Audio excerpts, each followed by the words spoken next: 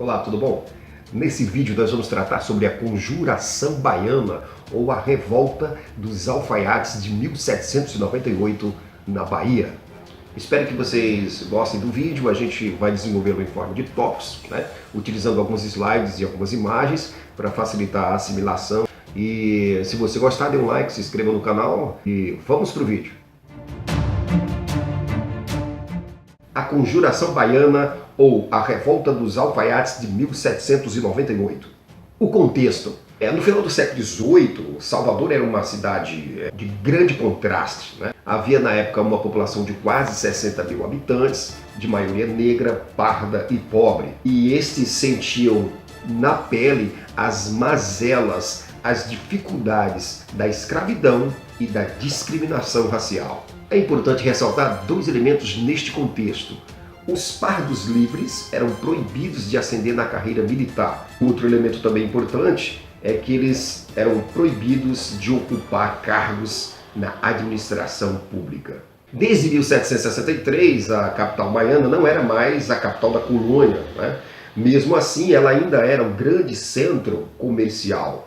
Entretanto, os seus habitantes começam a sentir algumas dificuldades, com o declínio da economia, como por exemplo a falta de gêneros alimentícios, os constantes aumentos dos preços e os elevados impostos. Portanto, nós temos aqui um contexto que é propício à deflagração de manifestações, conflitos e revoluções. O resultado das dificuldades econômicas e sociais na Bahia de 1798. Não eram raros os saques aos pontos de abastecimento, as autoridades baianas estavam sempre de sobreaviso, eles sabiam que havia em Salvador mais de 20 mil escravos, portanto, as autoridades baianas temiam que ocorresse na capital algo semelhante ao que ocorreu no Haiti de 1791, que foi quando os negros haitianos se juntaram e tomaram à força, pelo poder da espada e da arma, o poder do controle da mão das elites no Haiti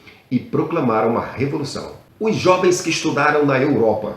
Por outro lado, muitos jovens da elite local baiana haviam estudado na Europa e voltaram defendendo alguns princípios iluministas como o direito de liberdade e igualdade para todos, E também o fim do domínio português e o livre comércio. A chegada do francês Lachais e a difusão das ideias iluministas na Bahia. Em meio a essa tensão social e política, vai chegar a Salvador em 1796 o francês Antoine-René Lachais, que participara da Revolução Francesa. Lachais inicia um intenso processo de divulgação dos ideais iluministas da Bahia, propagando os princípios de liberdade, igualdade e fraternidade. Os simpatizantes dessas ideias passaram, portanto, a se reunir com uma certa frequência nos arredores da capital baiana.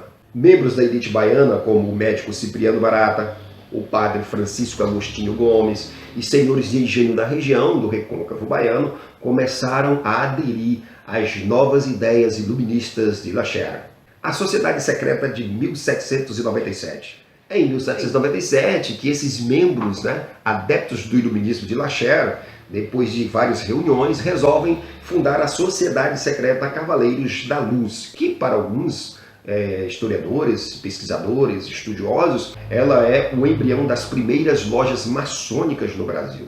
Portanto, essa sociedade secreta tinha por objetivo central organizar um movimento republicano na Bahia. Os adeptos do iluminismo da Bahia de 1798. Nós vamos ter tanto membros da elite e da burguesia, como membros de grupos populares. Entre os membros da elite e da burguesia, nós vamos ter artesãos, alfaiates, pequenos comerciantes, militares, camadas médias urbanas. E entre os grupos populares, nós vamos ter pardos, negros libertos, escravos, brancos pobres e outros. O que os novos iluministas na Bahia defendiam? Boa parte deles defendiam um projeto em que incluía o fim da escravidão e a criação de uma república baseada no princípio iluminista da igualdade. Mas é importante destacar também dois elementos importantes. A defesa do fim da escravidão é a diferença entre a Conjuração Baiana de 1798 e a Inconfidência Mineira de 1789. O que indica a presença de grupos populares presentes na organização da Conjuração Baiana. O que não ocorria na Inconfidência Mineira, que na sua liderança majoritária era composta por membros da elite e das classes médias urbanas. A empolgação iluminista em panfletos. Na medida em que as ideias iluministas ganhavam força, elas começam a serem difundidas por toda a capital Salvador através de inúmeros panfletos com poesias em louvor aos ideais iluministas e críticas ao governo pelos altos preços dos alimentos e pela cobrança de altos impostos.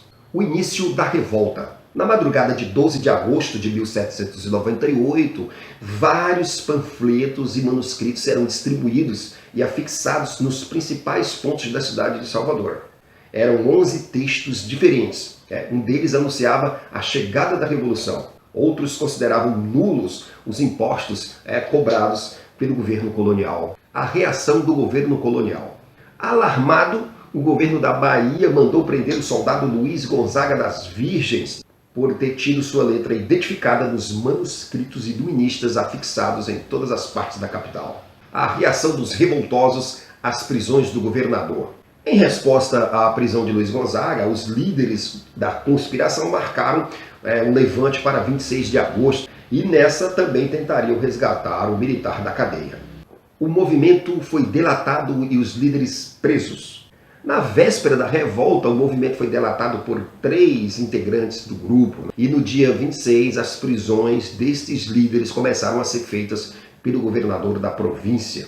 Ao final, haviam ocorrido 41 prisões, mas muitos foram soltos ou por falta de prova ou por serem membros das elites locais. A punição para os líderes populares da Conjuração Baiana.